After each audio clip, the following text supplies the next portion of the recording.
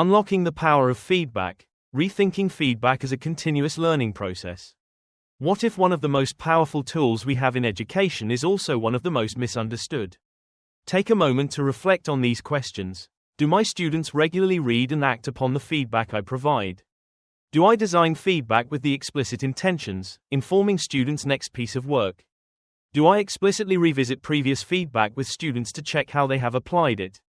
Does my institution's assessment structure support feedback as an ongoing, continuous process rather than a one-off event? Many educators often respond somewhere between on a balance agree and strongly agree. But when students are asked similar questions, the pattern often looks very different. Do I regularly read the feedback I receive and try to apply it to improve future work? Does the feedback I receive help me understand how to improve my next assignment? Do I revisit feedback from previous assignments to see how I can apply it in later work? Does the way assessments are structured in my program help me use feedback as part of an ongoing learning process? In higher education, especially, students often respond far more negatively.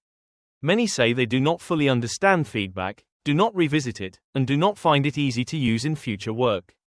This points to what we might call the feedback perception gap.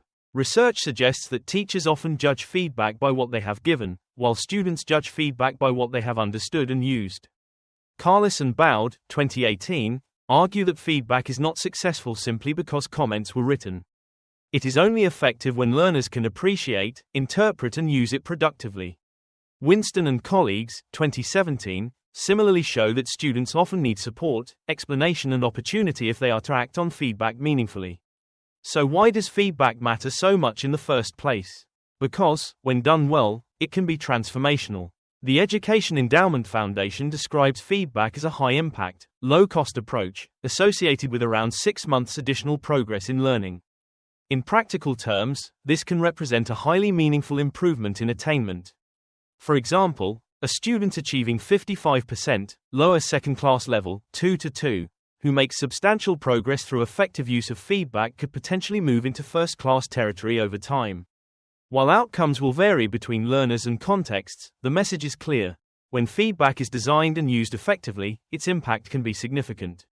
Gibbs, 2010, also highlights feedback as one of the strongest influences on learning and achievement.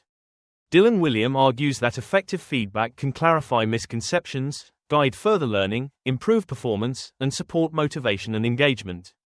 In short, feedback matters because it helps learners understand where they are, where they need to go, and what to do next.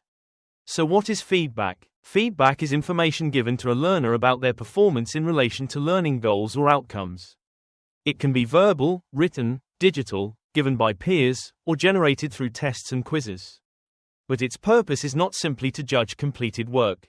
Its purpose is to redirect and refocus effort, helping learners move closer to the intended outcome. And yet, there is a paradox. Feedback is powerful, but more feedback is not always better. Kluger and Dennessey's meta-analysis of over 3,000 studies found that although feedback often improves performance, the effects were highly variable, and in 38% of cases, feedback interventions actually had a negative effect.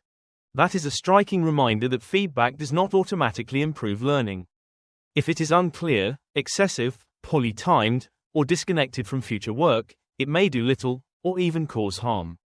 Butler's classic study divided participants into 3 different feedback groups while teaching and learning conditions were kept broadly the same.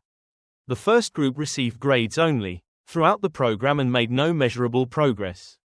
The second group received comments only, at different stages of the program and made around 30% improvement. Most surprising of all, the third group received both grades and comments, yet also made no measurable progress, even though we might expect this combination to produce the strongest gains. Butler's findings suggest that once a grade is present, many learners focus on the mark rather than the message, meaning the developmental value of the comments can be lost. Why do students not always respond to feedback? Sometimes the issue is feedback literacy. Students may not know how to interpret comments, identify priorities, or apply feedback to future tasks. Sometimes the issue is emotion. Feedback can feel personal. If it feels overly critical, vague, abrupt or strongly tied to disappointing grades, students may disengage. Sometimes the issue is clarity. Phrases like, be more critical, or, develop your analysis, may seem clear to the tutor, but not to students. This is often linked to expert blind spot or the curse of knowledge, where subject specialists understand academic expectations so well that they can unintentionally assume those expectations are obvious to others. What feels clear and straightforward to an experienced tutor may remain vague, abstract, or difficult to translate into action for a learner. Sometimes feedback is too backward-looking. It explains what was wrong, but not what to do next. Sometimes it arrives too late to be useful. And sometimes there is simply too much of it, creating cognitive overload. This is where the developmental priority model comes in. The model is built around 3 key ideas. 1. Developmental priorities. Instead of overwhelming students with too many comments, feedback is distilled into a small number of clear, focused next steps. 2. Dialogue. Feedback becomes a conversation, not just a written monologue. Students can ask questions, clarify meaning, and better understand what improvement looks like. 3. Enactment. Most importantly, students are given structured opportunities to apply feedback in future work, revisit it, and demonstrate progress over time. This matters because feedback should not be a one-off event attached to a mark. It should be part of a continuous learning process. So perhaps the real question is not, did I give feedback? But rather, did my feedback lead to understanding, action, and improvement? That is where the power of feedback truly lies.